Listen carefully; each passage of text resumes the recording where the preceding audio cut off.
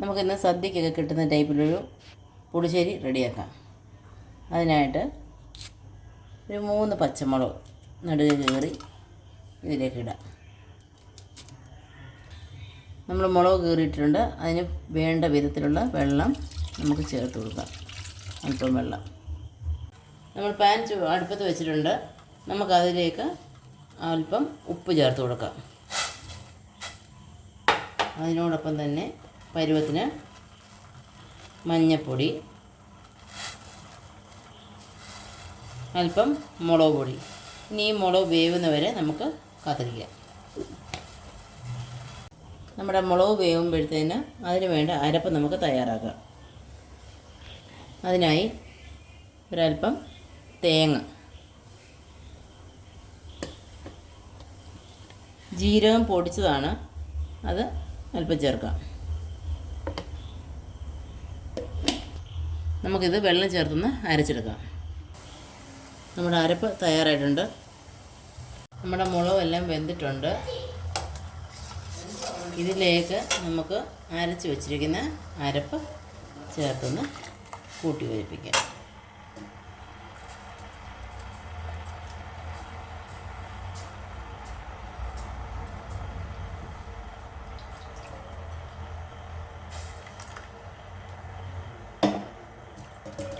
നമുക്കൊന്ന് നല്ലവണ്ണം ഒന്ന് കൂട്ടി യോജിപ്പിക്കാം. അരപ്പ് തിളയ്ക്കാൻ പാടില്ല, ഒന്ന് ചൂടാകുകയും ചെയ്യാം. തേങ്ങ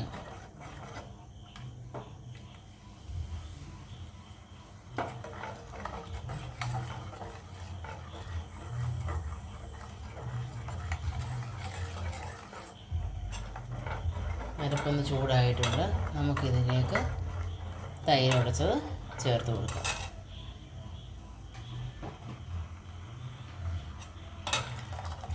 നല്ലവണ്ണം ശ്രദ്ധിക്കണം. തൈര് ചൂടാകുകയേ ചെയ്യാവൂ, തിളയ്ക്കരുത്. തിളച്ചാൽ പിരിഞ്ഞു പോലെ ഇളക്കും, ടേസ്റ്റ് വരത്തില്ല.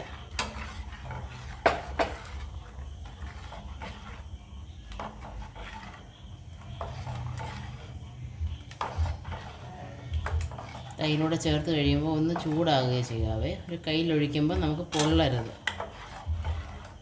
എന്നാൽ ചൂടാകുകയും വേണം.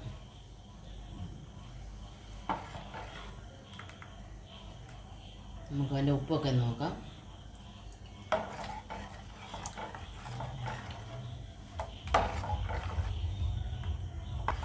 പുളിശ്ശേരിയൊക്കെ എടുക്കുമ്പോൾ നമുക്ക് തൈര് ഒത്തിരി പുളിപ്പിക്കാൻ പാടില്ല. പുളിച്ചു കഴിഞ്ഞാൽ അതിൻ്റെ ആ ഒരു ടേസ്റ്റ് അങ്ങ് പോകും. അപ്പോൾ നമ്മുടെ തൈര് ഒന്ന് ചൂടായിട്ടുണ്ട്. നമുക്കിതിന് ഫ്ലെയിം ഓഫ് ചെയ്യാം. കടുക് വറുത്തിട്ടുണ്ട്. അതിലേക്ക് അല്പം ഉലുവാപ്പൊടിയും കൂടെ ഇട്ടിട്ട് വേണം നമ്മൾ ഇടാൻ.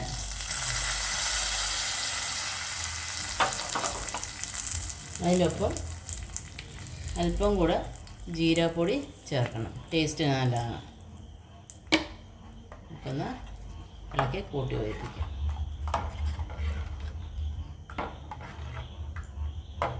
അപ്പം നമ്മുടെ സദ്യക്കൊക്കെ ഉപയോഗിക്കുന്ന രീതിയിലുള്ള അടിപൊളി പുളിശ്ശേരി റെഡി ആയിട്ടുണ്ട്. തേങ്ങ അരച്ചത്.